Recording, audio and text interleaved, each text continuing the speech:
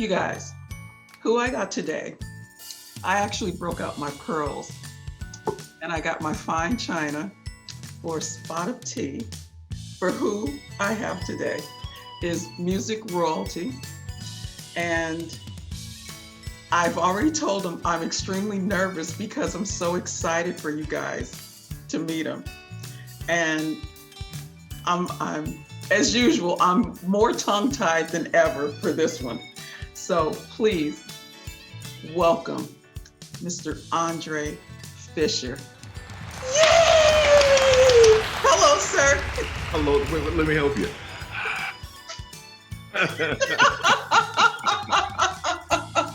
Good Man, afternoon. you are the top dog. You are the man. You know this, right? Well, it depends on what city you live in. I'm quite sure there's some people out there looking for me for something. Oh man, this is just you are incredible. I am I've told you my cheeks have been hurting for days now from grinning because I'm so excited about this. You truly are music royalty. There is not an artist that you have not worked with.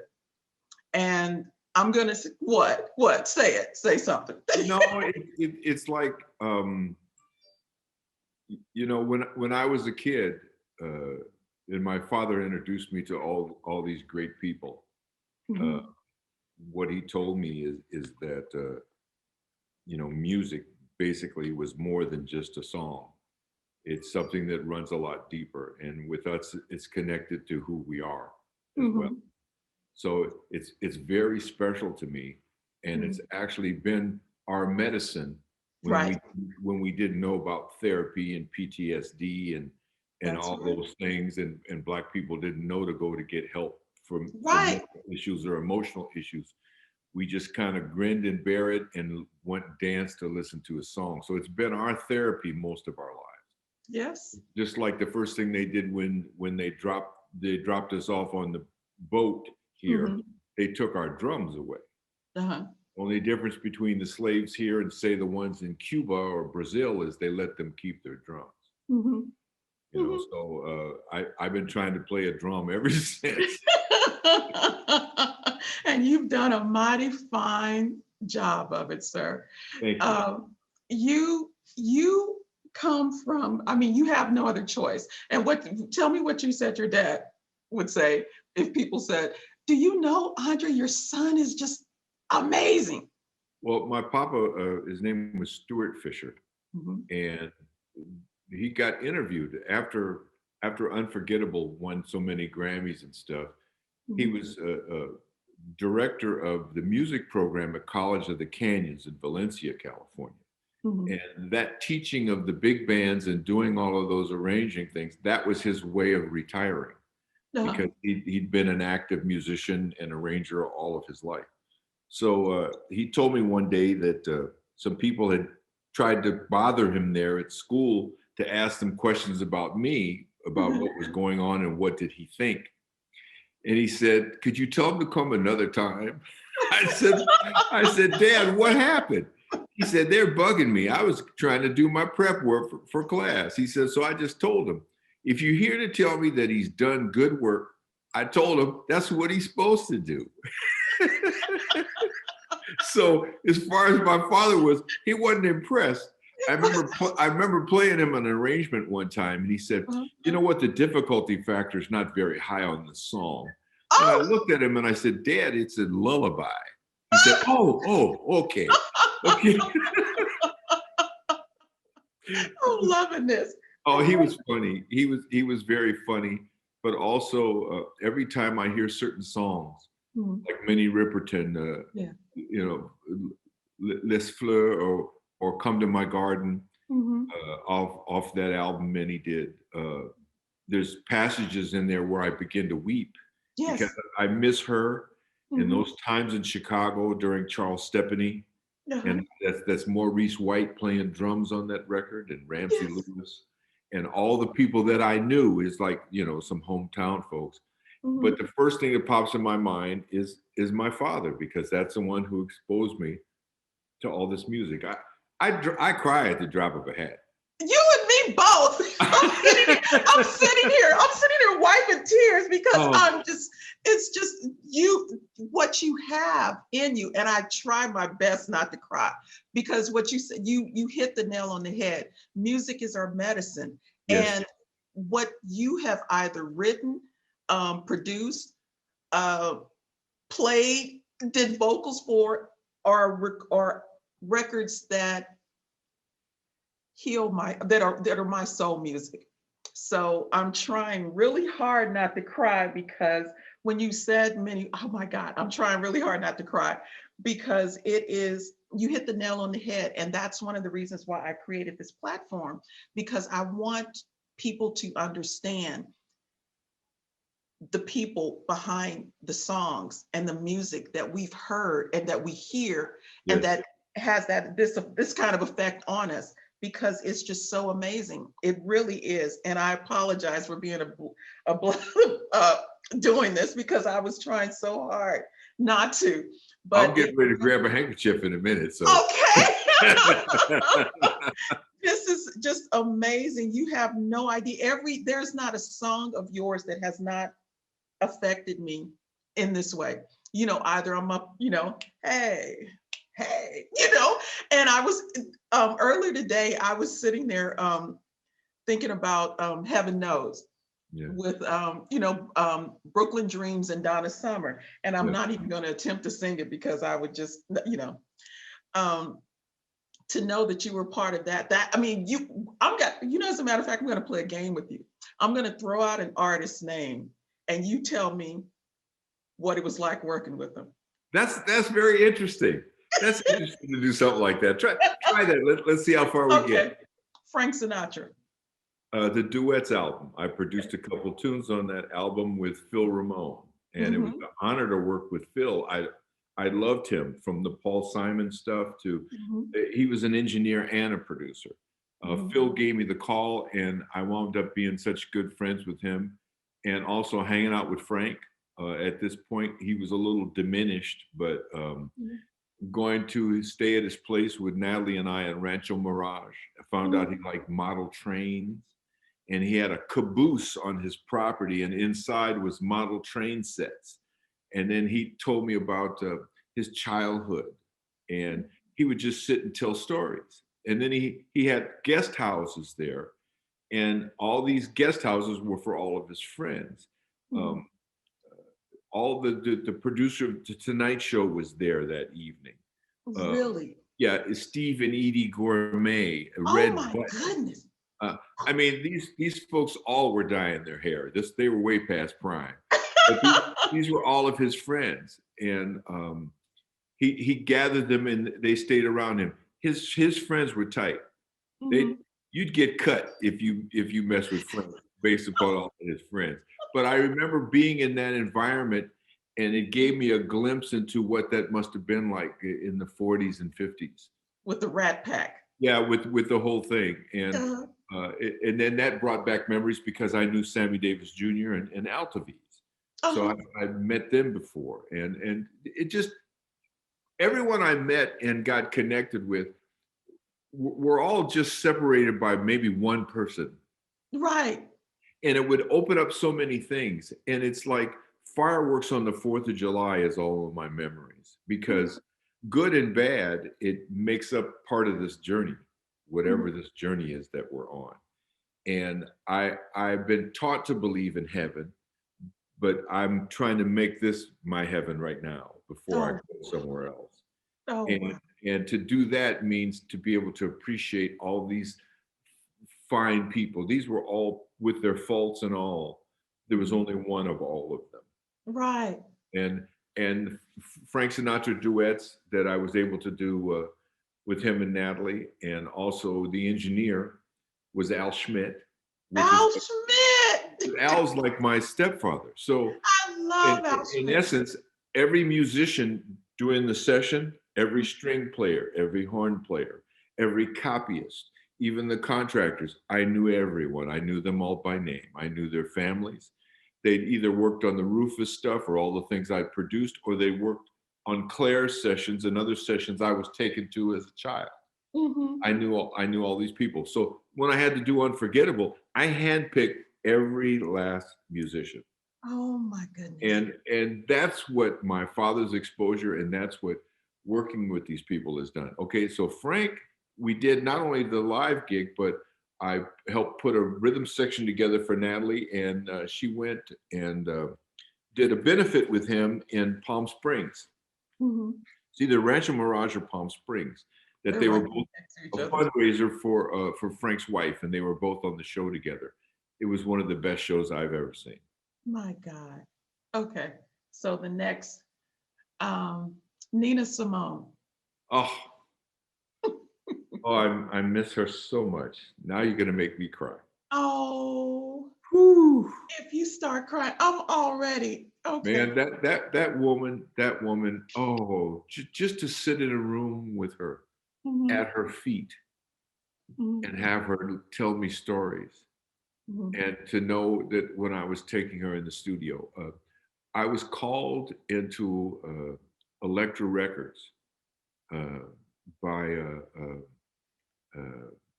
I forget the A&R lady's name, same one who wound up getting DJ Rogers' deal, but she worked for Elektra. And Carol, I forget Carol's last name, but she called me and she said, Andre, you know, we're going to do an album on Nina Simone here at Elektra, and we want you to be one of the people that she interviews. Mhm. You know, a bunch of folks have been through here that she's talked to about doing her next record. And I said, what time and where is it? Because by coincidence, I read a book on her, and I knew a couple people from back in the day from New York that worked at the Village Gate or worked at a couple of the clubs that she performed at, Mhm. who gave me some insight into her. Basically, when I'm a fan, I'm also like a little Japanese fan. I know all your information, Right. you know, because it's interesting to me to see how it's all connected. Mhm. So I wound up have reading information about her, which gave me some insight, and all the rumors about the diva and how harsh she was towards people.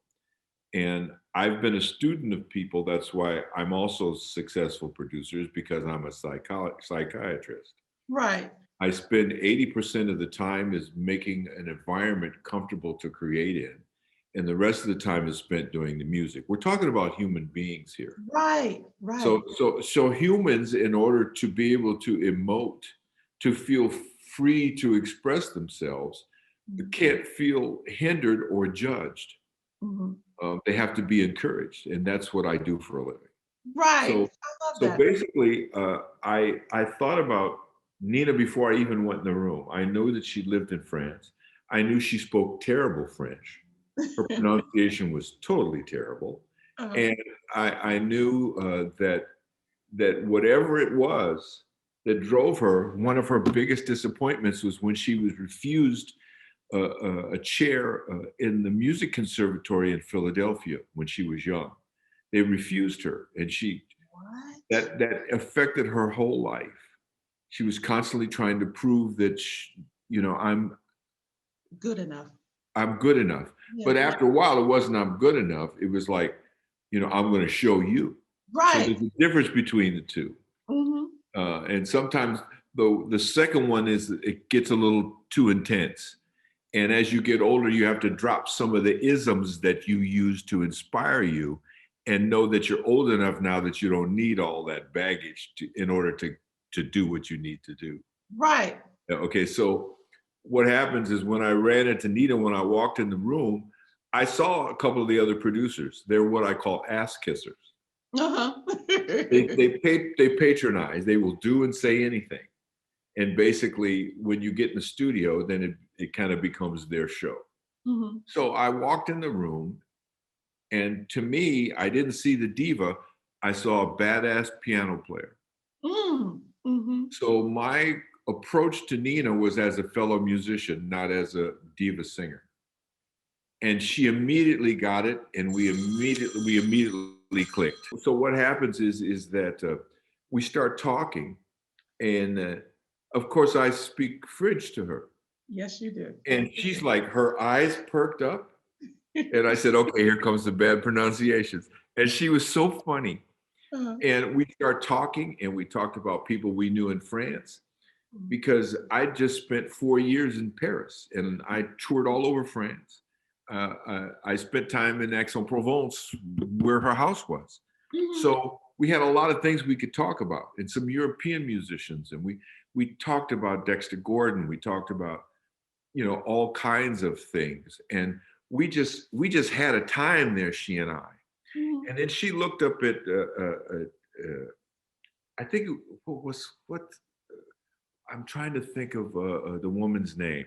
Anyway, she looked up to whoever the people were in the room from Electra. She Mhm. said, "You don't have to send anybody else in here."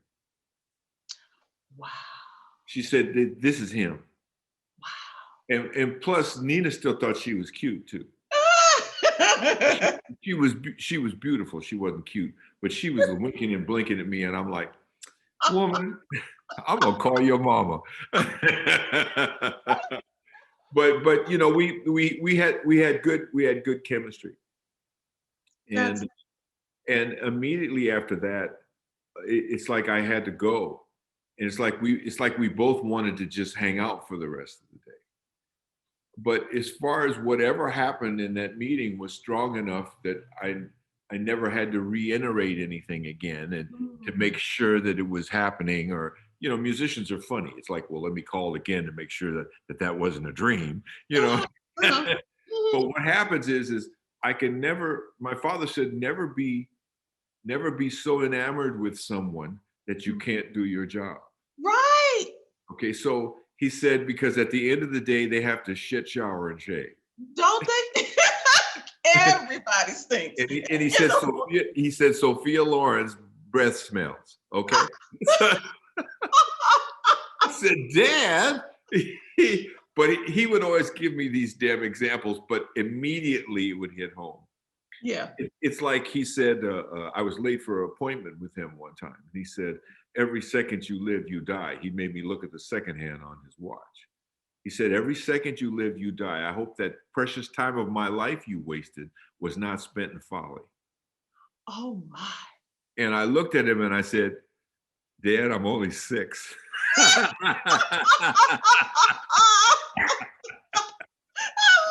I said, he caught himself. He said, okay, we'll talk about this later.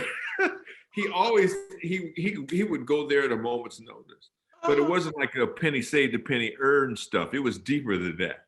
Uh-huh. He would drop them lugs and you'd go, like it hit you upside the head. And my Uncle Claire was like that. Uh-huh. They were two music nerds. Mhm. They both had, master's degree on the technical side, but Mhm. Claire played cello, violin, viola, piano, saxophone, vibes, drums. He spoke Brazilian, German, French, Spanish, Castilian Spanish, Oh which my. is which the lisp one. That's the hard one. Yeah. And my dad was similar. Mhm. So talking, it was hard enough to pass muster in my own family. So dealing with the outside world or what people thought of me, that shit never meant anything because I knew I had folks at home that were badass. Right. My Uncle Claire could play a different song on each hand and hold a conversation with you. No. Their brains were strung differently. I'm sorry. No. I'm not there, but I understand it because I had to live with it. Right. Right. Okay, so Nina, the schedule gets set. I talked to a couple people who didn't know it was me she chose, and were upset that they didn't get chosen. And Okay. I didn't say anything. Mhm. Okay, I didn't say anything. So Mhm. finally, that gets set up, and then I fly to Marseille, Mhm. and I take a car to her home in Aix-en-Provence, and I sit with her, and we're going to go over songs. And she has a couple eunuchs at her house with her. I call them eunuchs because they were neither gender, and basically they were her diva domination dolls, I call them. And they would do her bidding and run her bath, and I mean Really?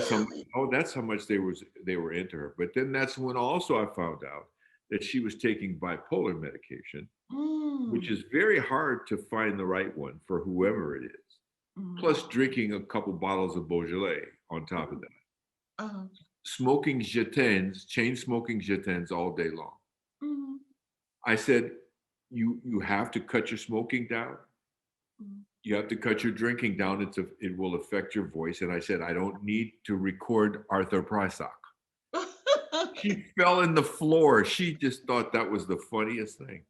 So we start going over songs, Mm. and she said, would I stay for dinner? And I said, not if you're going to yell at these two men all day long, because it makes me nervous. Right. I'm not used to that. She said, well, I promise. I said, okay, fine. Well, then we're going to have to cut down a little bit on the bubbly. And I said, because I want to get into this music. And so she was telling me she wanted the whole orchestra, she wanted to sing in front of the whole orchestra. And I had an instant debate with her because I said, I don't know if you need to stand up because that means I have to get another pianist to interpret the songs. And you play piano behind yourself. In other words, you give yourself what you need. Mhm. Same with Brenda Russell. Mhm. Okay, Mhm. I arranged Brenda's album like the way she sang. Oh. And I listened to how she played the piano. She's left-handed. So Uh-huh. that means her left hand, most left hands to keyboardists is an incidental because they're so busy playing melody and chords with the right hand. Mhm. What do you do with a left-handed person? Her her bass notes are very important in the structure of her songs, and her cadence is based upon the way she plays. Okay, Oh. so what I had to do is if I did any other keyboard player other than her, I had to find someone who was like me who can become a chameleon. Mhm. I had to find someone who could match her style, but the way it felt so she could get up. It's just like Roberta Flack. Mhm. In the early days, it was hard for Roberta to stand up because she gave herself what she wanted. You Mhm. know, Roberta opened shows for the Impressions at the Carter Barron in Washington, D.C. when I was with Curtis Mayfield and the Impressions. Wow. Her first album, she was introduced to the public at the Carter Barron, and the one who got her deal was Les McCann. Really? Les was there. My mother sang in his jazz choir, and Oh, that's where I met Lou Rawls. He was playing with Lou Rawls my at Lord. the Adams West Kabuki Theater.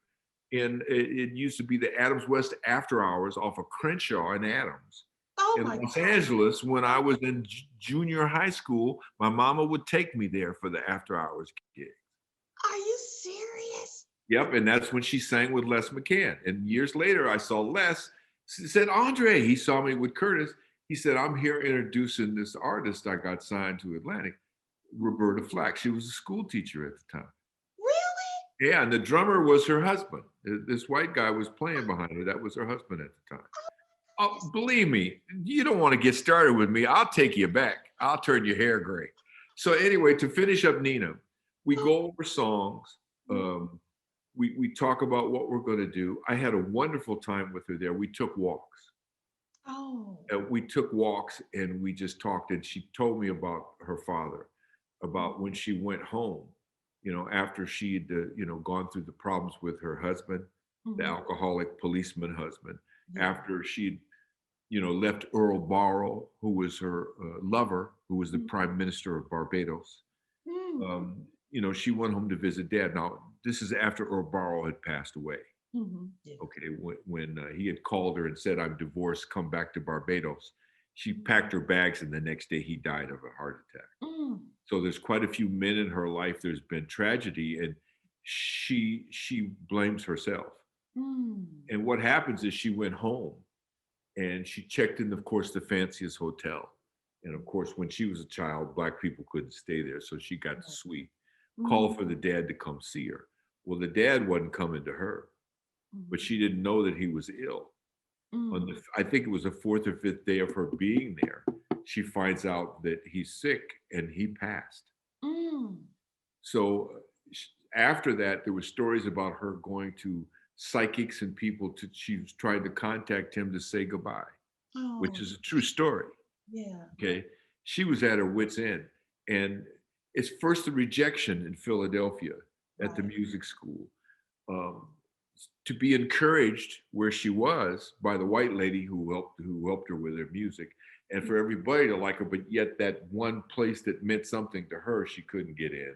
Mm. And then the men in her life, and then the police, the gentleman who became the manager and became alcoholic and violent with her, then Mm. her having to go to Barbados, then her living in Ghana with Miriam Makeba, and she had Mhm. another man she met.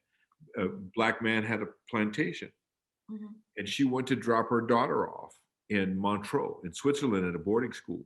Mhm. And when she came back, there'd been some upheaval, and that man had been killed. Oh my Lord.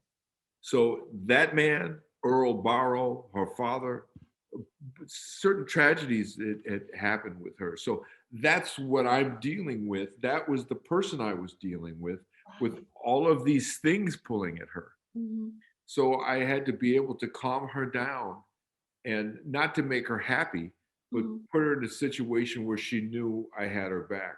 So Right. we became friends because we understood each other. And that you weren't going to leave, Yes, that you and weren't going to she disappear. told me about Natalie. She's Really. hung out with me and Natalie for a couple periods of time, and she Mhm. called me on the phone the next day. At that period of time, Mhm.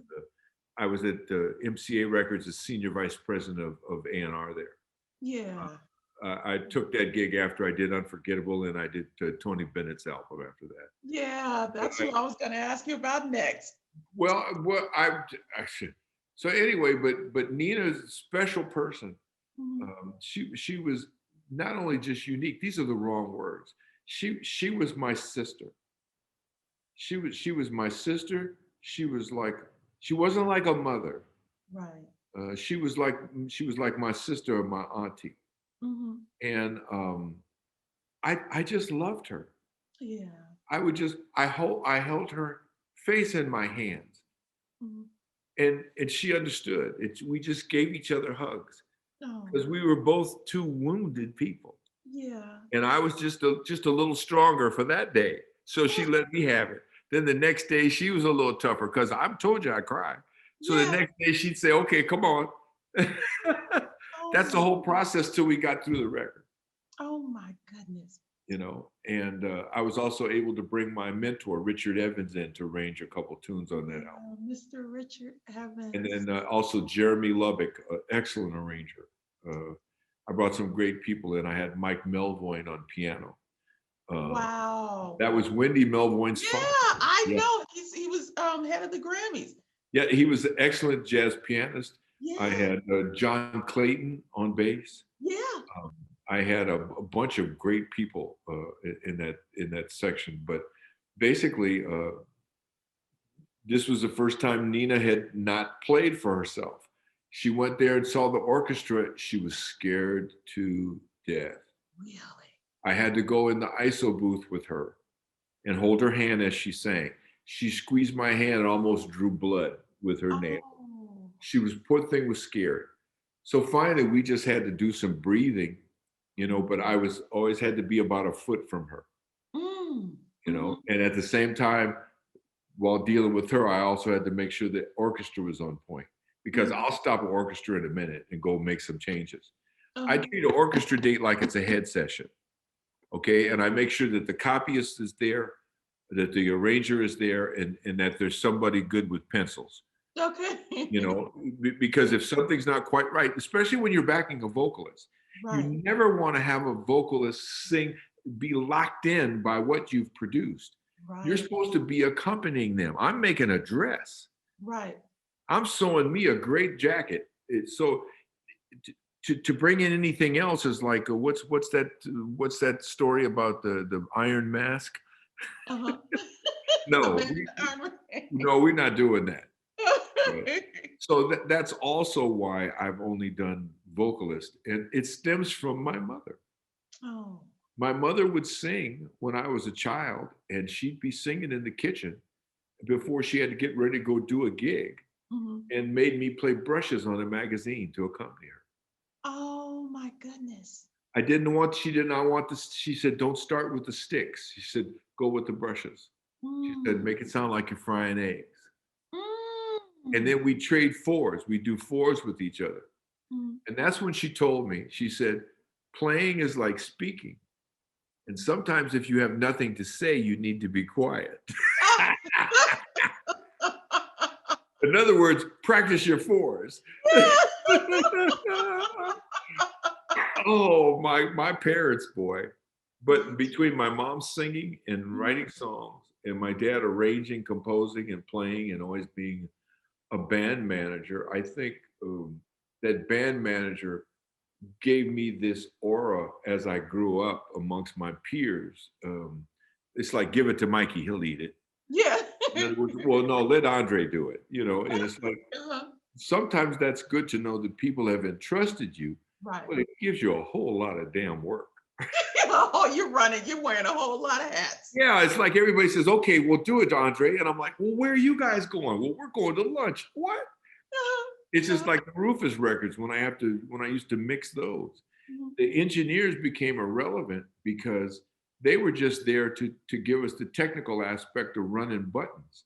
But basically, we produced our own records, and every Rufus record that I was involved in, the first 1 to 5 or 6, my fingers are on Shaka's vocal, Uh-huh. mixing those tracks. No one else would do that. And the other one who would help me do the fades and do the mixing was Bobby Watson.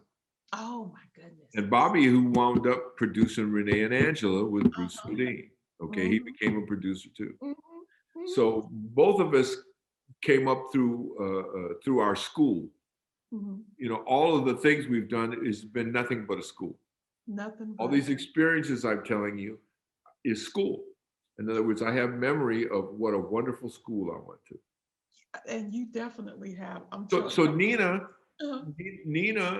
also, because of the stories about her father, that's why I picked Papa Can You Hear Me from Yentl. Oh my Lord. And she fell on the floor when she heard that. And she sang that. And when you hear her sing it on the record, of course, her voice isn't the Nina of back in the day. But there's so much she had to not cry while she sang that song, because those words meant a lot to her. Yeah. And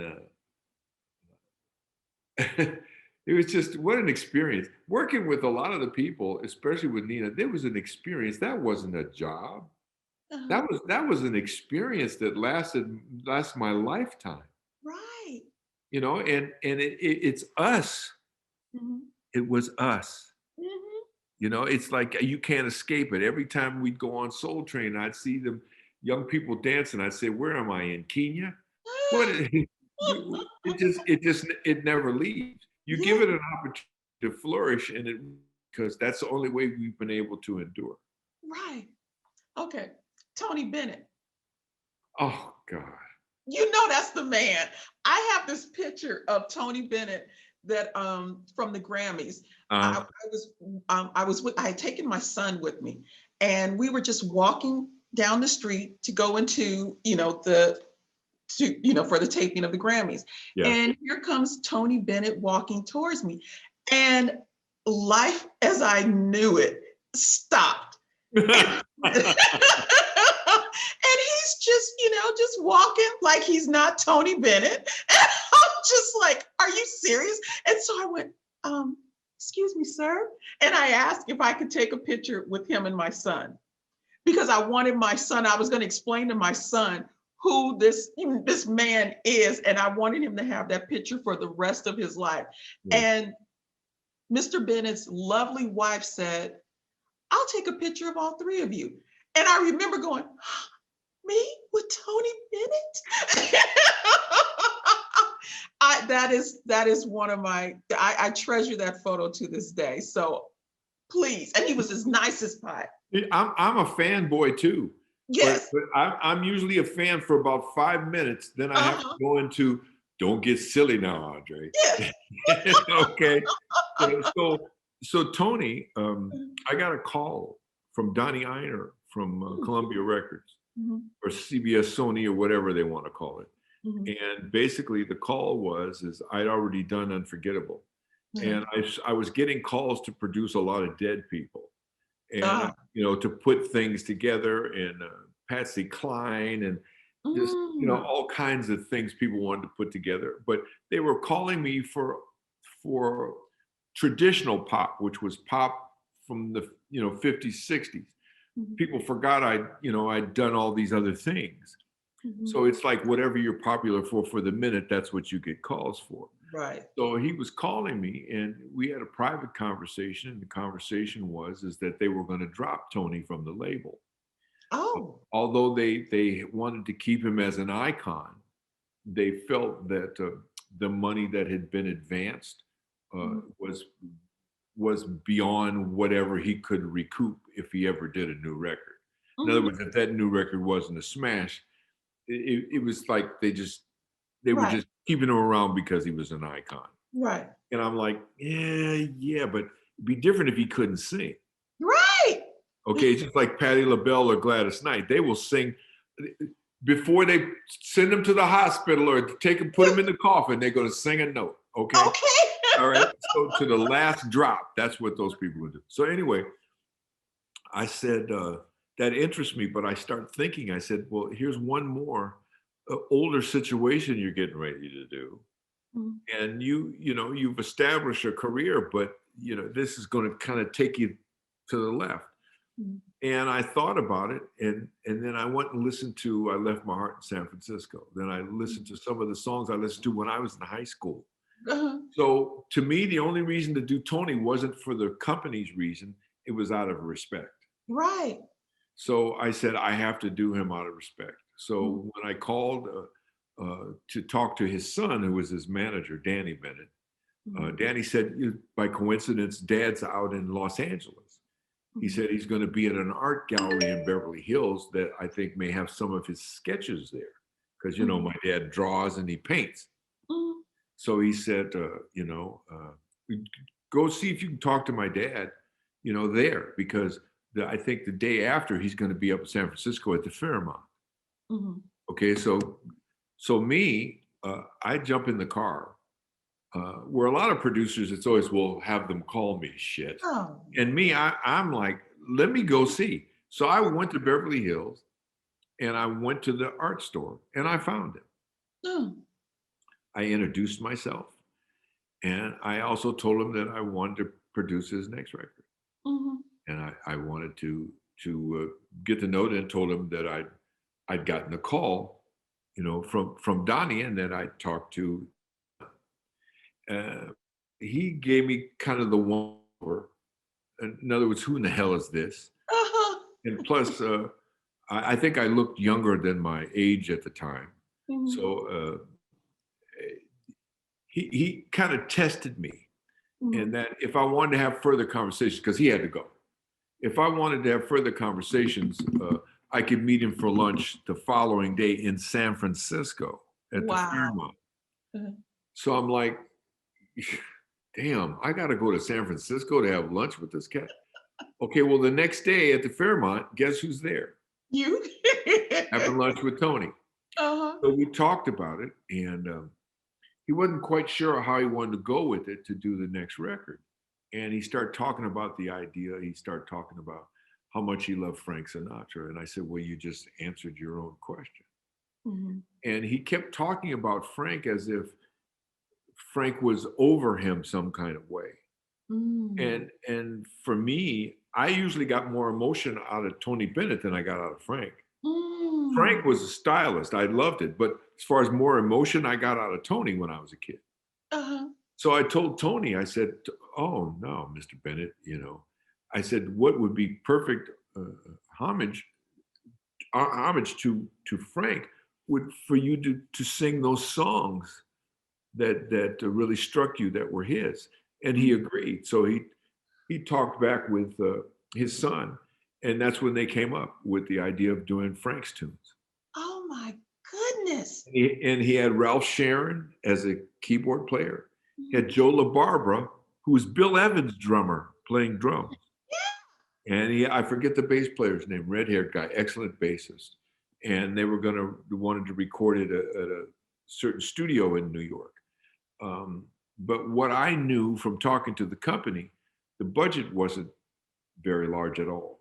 I Mhm. mean, it was very low Mhm. to the point that they couldn't pay my production fee, the price I would charge. Mhm. And I was below most people because I never fluctuated.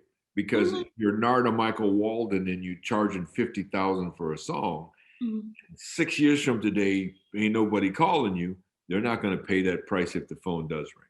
So Right. you have to find a happy medium Mhm.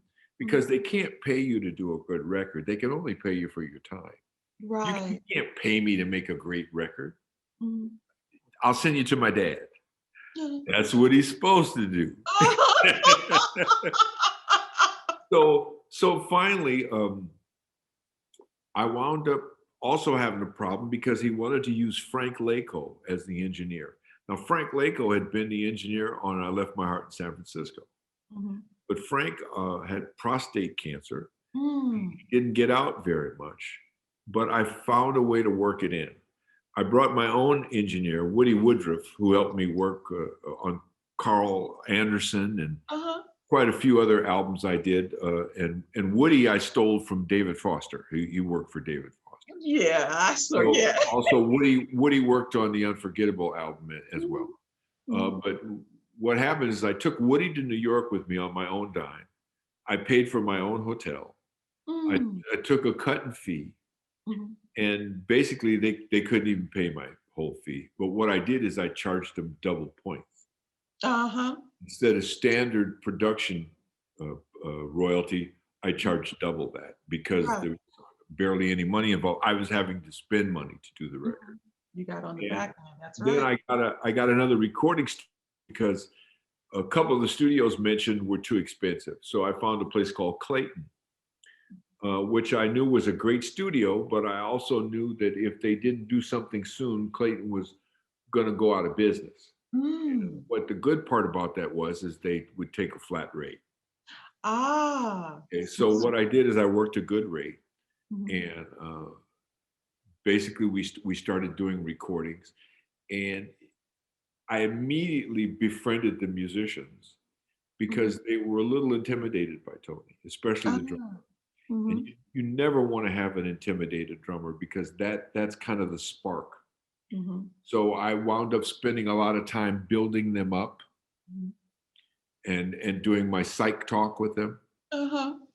And also with Frank Lako at the board, I put two pieces of red tape down, and the buttons he was turning was the mix and the EQ to the headphones. Mhm. He wasn't doing anything else.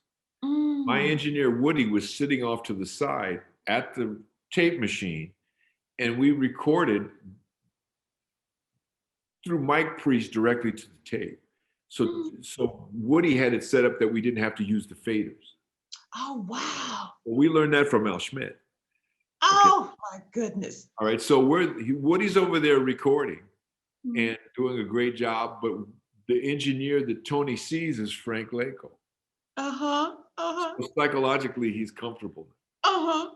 And Tony, you don't have to get Tony to sing. You have to stop him from singing. Really? That is Tony interesting. will sing till he's hoarse. He Really? is a consummate professional. He's a trooper.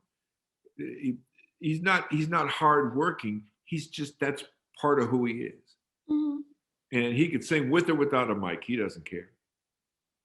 And basically we found different ways to do intros on songs. And I would start with a Celeste on one, or I put modulations in the arrangement Mhm. instead of telegraphing the chord change. A lot of people, when they go from one key to another, they do a walk up to it or something. To me, after it turned the corner, I just hit the next change, and they thought that was fantastic. And to me, it just meant I was running out of ideas.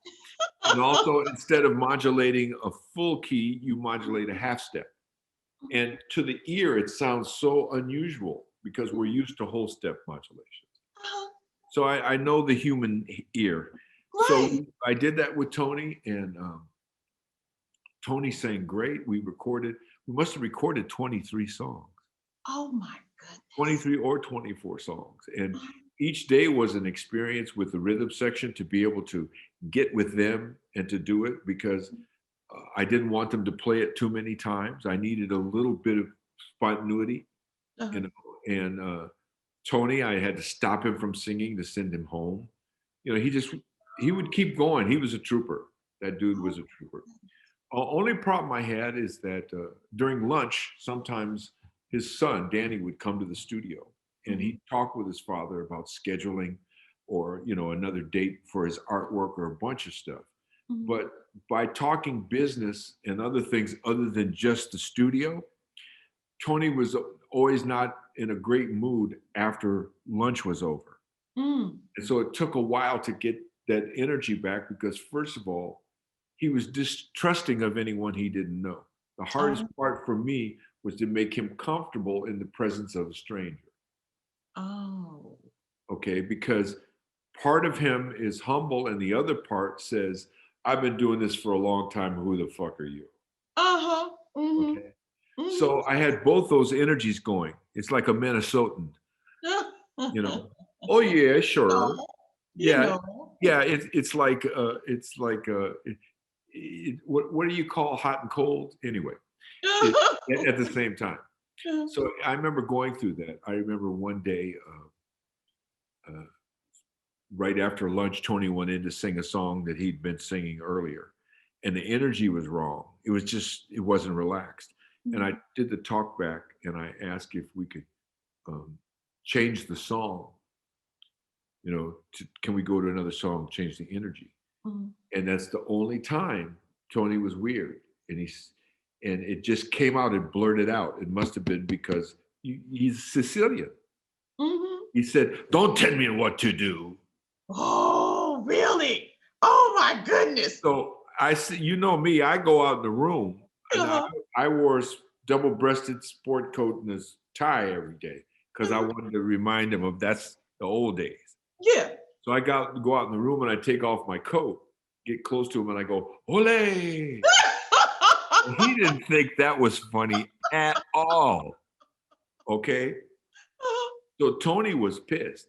And Uh-huh. I looked at him and I said, either we deal civilly, or I said, I'm through, because the only reason I'm here is out of respect to a memory from high school. Oh, So oh, I booked. yeah. I looked at the engineer. I said, wrap the tape up, put it on the shelf. I'll see you at the hotel in the bar for drinks. Leave. Mhm. We put the tape away, turned the light off. They were still out there in the room. Ooh. So I go to the hotel. I meet Woody, and we're drinking gin and tonics and saying we're not putting up with that shit, because here I am footing the bill anyway because they Right, couldn't pay for anything. That's how right. low his budget was. Uh-huh. So finally, I get a call around 3 in the morning. I don't remember the exact time, but I know it wasn't early. It was Mhm, Tony apologizing. mhm, And mm. after that, I knew that that was good dude. Anybody could turn his thing around, for whatever the reason, was cool. So I remember going to talk to him over where he stays. There's a place that he stays in Manhattan when he Mhm. doesn't go all the way home. Uh-huh. And so I remember talking with Tony and drinking some wine. And basically, we were back in the studio and we finished. And I Oh. mixing quite a few of them, most of them in Los Angeles. And matter of fact, we did some at Westlake, and right the next studio over there was Bruce Swedien. So, Oh, what are you working on, Dre? The big Swede with his mustache. yes. And I remember doing Tony, but I also remember spending whatever producer's fee I made to pay for all the expenses. And Oh, the smart thing was that Danny uh, was friends with Bob Guccione, and Bob Guccione's son, who was the mhm. editor of Spin magazine. Yeah. And he got articles for his dad in there and got him on MTV. Really? Not the record, but just Tony. Uh-huh. So then when the record came out, the association with him being current was better. Mhm, mhm, The album went gold and it mhm. won a Grammy. Okay, Yes, it did.